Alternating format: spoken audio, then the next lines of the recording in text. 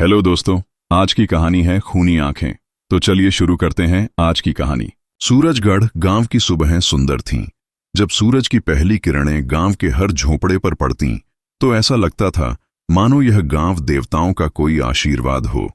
लोग अपने खेतों में काम करने निकल पड़ते, महिलाएं चूल्हे पर रोटियां सेंकतीं और बच्चे खुले मैदानों में खेलते थे। गांव की हरी भरी घाटियों के बीचों बीच एक पुराना मंदिर था। यह मंदिर भगवान शिव को समर्पित था और गांव के लोगों के लिए श्रद्धा का केंद्र था। हर सुबह यहां घंटियां बजतीं और शिव की आरती गूंजती। लेकिन इस गांव का एक हिस्सा ऐसा भी था जो डर और रहस्य से घिरा हुआ था। गांव के उत्तर में फैली ऊंची काली पहाड़ी हमेशा एक डरावना एहसास देती थी। इस पहाड़ी पर जाने की हिम्मत किसी की नहीं थी। यहां की मिट्टी काली थी और पेड़ सूखे हुए थे। सूरज की रोशनी भी पहाड़ी के शिखर तक नहीं पहुंच पाती थी। ऐसा लगता था कि वहां किसी अंधेरे का निवास है। गांव के बड़े बुजुर्गों की माने तो काली पहाड़ी एक श्रापित स्थान था। वहां पर सैकड़ों साल पहले खूनी घटनाएं हुई थीं। एक बार बाबा गोवर्धन ने चौपाल पर बैठकर बच्चों को डरावनी कहानियां सुनाईं। यह कोई साधारण पहाड़ी नहीं है, उन्होंने अपनी भारी आवाज में कहा। यहां की मिट्टी में खून मिला हुआ है। कहते हैं इस पहाड़ी पर एक बार एक सुंदर और निर्दोष लड़की को जलाया गया था। वह लड़की अब राक्षसी बन चुकी है। बच्चों के कान खड़े हो गए। राक्षसी? उनमें से एक ने पूछा। हां, राक्षसी, बाबा ने कहा। उसकी आंखें इतनी भयानक हैं कि कोई अगर उनमें देख ले तो उसकी आत्मा उसी पल मर जाती है। गांव के बच्चे और जवान सभी यह कहानियां सुनकर कांप उठते। लेकिन इनमें सच्चाई कितनी थी, यह किसी को नहीं पता था। गांव के लोग शाम होते ही अपने घरों में लौट आते। अंधेरा छाने के बाद न तो किसी की झोपड़ी से आवाज आती, न ही किसी जानवर की। हर झोपड़ी का दरवाजा बंद रहता और खिड़कियों पर मोटे पर्दे डाल दिए जाते। हर रात लोग एक ही प्रार्थना करते, हे भोलेनाथ, हमें काली पहाड़ी के श्राप से बचाना। अभी अनिरुद्ध का छोटा भाई गांव का सबसे साहसी लड़का माना जाता था। वह 18 साल का था और हर किसी को चुनौती देने में विश्वास रखता था। जहां बाकी लोग काली पहाड़ी की कहानियों से डरते थे, वहीं अभी इन सब बातों को बकवास मानता था। उसका कहना था, यह सब बुजुर्गों के बनाए झूठे किस्से हैं। मैं खुद वहां जाऊंगा और साबित करूंगा कि वहां कुछ भी नहीं है। उस दिन शाम का समय था। घर में लकड़ियों की कमी हो गई थी। अभी ने जंगल में लकड़ियां लाने की ठानी। उसकी मां ने उसे रोका। उन्होंने कांपती आवाज में कहा, बेटा, सूरज ढलने वाला है, जंगल मत जा, वहां से काली पहाड़ी पास है। लेकिन अभी ने उनकी बात को हंसी में टाल दिया। उसने कहा, मां, काली पहाड़ी के किस्से झूठ हैं, मैं अभी आता हूं। उसने कुल्हाड़ी उठाई और जंगल की ओर निकल पड़ा। जंगल का रास्ता लंबा और डरावना था। सूरज ढलने लगा था और आसमान में लालिमा फैल चुकी थी। पेड़ों के बीच से आती हवा की सरसराहट ने माहौल को और डरावना बना दिया। अभी ने जल्दी जल्दी लकड़ियां काटनी शुरू की। जैसे ही वह काम खत्म करने वाला था, उसे लगा कि कोई उसे देख रहा है। उसने इधर उधर नजर दौड़ाई, लेकिन वहां कोई नहीं था। लकड़ियां बांधकर जब वह लौटने लगा तो उसकी नजर काली पहाड़ी की ओर पड़ी। उसे लगा कि पहाड़ी से कोई सफेद परछाई उसे बुला रही है। उसने खुद से कहा, यह मेरा वहम है। लेकिन जैसे ही वह मुड़ा, उसे एक अजीब सी हंसी सुनाई दी। यह हंसी ऐसी थी जैसे किसी महिला की। अभी ने रुककर फिर से पीछे देखा। इस बार वह डर गया। पहाड़ी के पास उसे दो चमकती हुई लाल आंखें नजर आईं। अचानक एक ठंडी हवा का झोंका आया। चारों ओर अंधेरा छा गया। अभी का शरीर कांपने लगा। उसने भागने की कोशिश की, लेकिन उसके पैर जमीन में जमे से महसूस हुए। वह चिल्लाया, कौन हो तुम? दिखाओ अपना चेहरा। लेकिन जवाब में एक भयानक आवाज आई, तुमने मेरी आंखों में देख लिया, अब तुम मरने वाले हो। उसकी चीख गांव तक सुनाई दी। जब लोग वहां पहुंचे तो उन्होंने अभी का शव देखा। उसकी आंखें गायब थीं और उसके चेहरे पर डरावने निशान थे। अभी की मौत के बाद सूरजगढ़ गांव का माहौल गमगीन हो गया। हर घर में खामोशी छाई हुई थी। महिलाओं ने सिर पर सफेद चुनरी ओढ़ ली थी और पुरुषों की आंखें शर्म और डर से झुकी हुई थीं। गांव के चौपाल पर बुजुर्ग और गांव के बड़े पुरुष इकट्ठा हुए। सभी ने मिलकर एक मत से कहा, काली पहाड़ी के पास कोई नहीं जाएगा, ये मौत का दरवाजा है। अभी की मां विलाप करते हुए कह रही थी, मेरे लाल को उस राक्षसी ने मारा। हे भोलेनाथ, मेरे अभि को वापस कर दो। अभि का बड़ा भाई अनिरुद्ध अपनी मां के पास बैठा था। उसकी आंखों में आंसू नहीं थे, बल्कि एक अजीब सा गुस्सा था। वह अपने भाई को खो चुका था, लेकिन उसने यह मानने से इनकार कर दिया कि यह किसी आत्मा का काम है। वह खड़ा हुआ और गांव वालों से बोला, यह तारा की खूनी आंखों का काम नहीं है, यह किसी इंसान का किया हुआ अपराध है। मैं इस रहस्य को सुलझा कर रहूंगा। गांव के बड़े बुजुर्गों ने उसे रोका, बेटा मत जा, तारा का श्राप बहुत भयानक है, काली पहाड़ी पर जाने वाला कभी वापस नहीं आता। लेकिन अनिरुद्ध ने किसी की बात नहीं मानी। गांव से कुछ दूर एक घने जंगल के बीच एक आश्रम था। वहां दिव्यानंद नामक एक वृद्ध साधु रहते थे।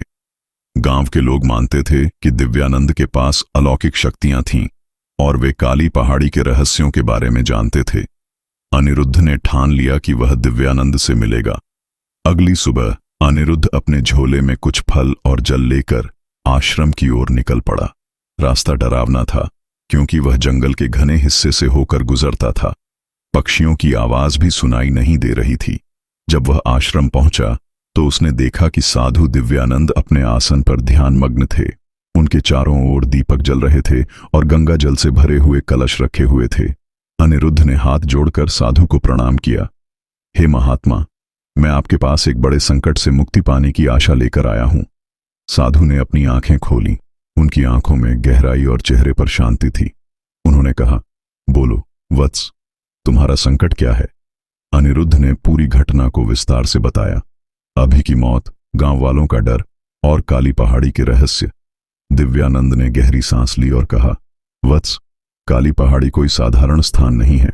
वहां तारा नाम की आत्मा भटकती है, जो गुस्से और दर्द से भरी हुई है। उसकी आत्मा को शांति तभी मिलेगी जब उसकी कहानी का सच सामने आएगा। साधु ने आगे बताया, सैकड़ों साल पहले तारा एक सुंदर और निर्दोष लड़की थी। वह सूरजगढ़ के ठाकुर के महल में दासी के रूप में काम करती थी। लेकिन ठाकुर एक क्रूर और वासना से भरा हुआ व्यक्ति था। उसने तारा को अपनी हवस का शिकार बनाया। जब तारा ने उसका विरोध किया तो उसने तारा को काली पहाड़ी पर जिंदा जला दिया। अनिरुद्ध की आंखों में आक्रोश भर आया। तो यह आत्मा बदला लेना चाहती है? साधु ने कहा, हां, लेकिन उसकी खूनी आंखें हर उस व्यक्ति को मार देती हैं जो उसकी सच्चाई जानने की कोशिश करता है। तुम्हें सावधान रहना होगा। साधु ने अनिरुद्ध को एक पवित्र राख दी और कहा, यह राख तुम्हें बुरी शक्तियों से बचाएगी। लेकिन याद रखना, तारा की आंखों में कभी मत देखना। उसकी शक्ति उसकी आंखों में है। उन्होंने अनिरुद्ध को एक मंत्र भी दिया और समझाया, यह मंत्र तारा की आत्मा को शांत करेगा। लेकिन इसे करने के लिए तुम्हें उसकी पायल लानी होगी, जो अब भी ठाकुर की हवेली में छिपी हुई है। सूरजगढ़ गांव में ठाकुर की हवेली अब खंडहर बन चुकी थी। यह हवेली काली पहाड़ी से जुड़ी थी और गांव के लोग इसे भी भूतिया मानते थे। कहा जाता था कि इस हवेली में आज भी तारा की चीखें गूंजती हैं। अनिरुद्ध ने तय किया कि वह इस हवेली में जाकर पायल ढूंढेगा। रात के गहरे सन्नाटे में, जब पूरा गांव गहरी नींद में था, अनिरुद्ध ठाकुर की हवेली की ओर बढ़ा। हवेली की टूटी फूटी लोहे की काली गेट पर जंग लगा हुआ था और यह गेट हवा के झोंकों से कराहते हुए चिर्र चिर्र की आवाज करता था।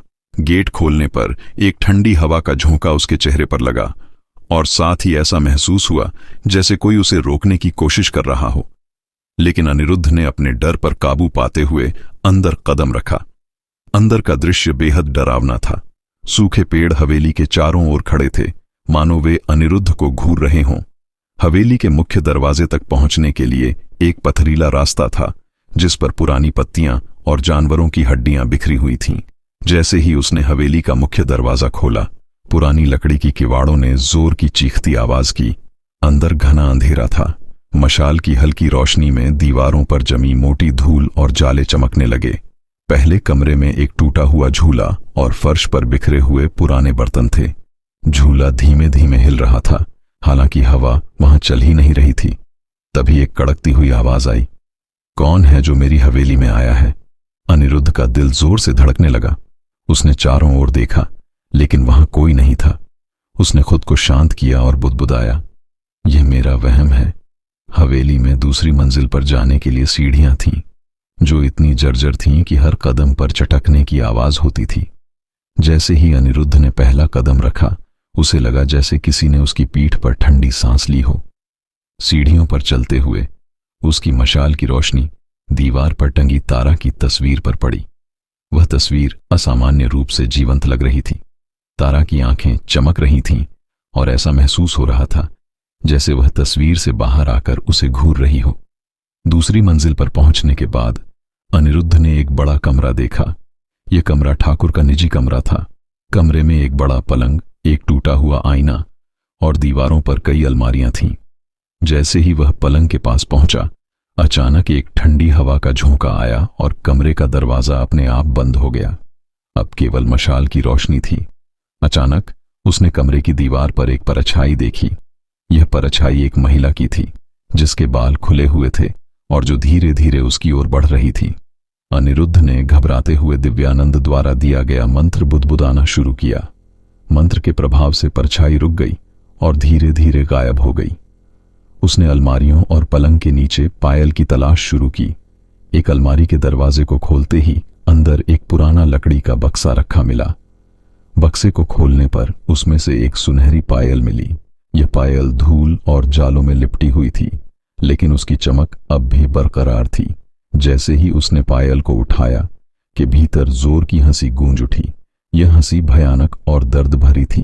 वह जानता था कि यह तारा की आत्मा की हंसी है। तभी एक कर्कश आवाज आई, तुमने मेरी पायल छूने की हिम्मत कैसे की? अब तुम्हारा अंत निश्चित है। कमरे के कोने से धीरे धीरे एक आकृति प्रकट होने लगी।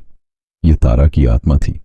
उसके बाल घने और बिखरे हुए थे, चेहरा जला हुआ था, लेकिन उसकी खूनी आंखें चमक रही थीं।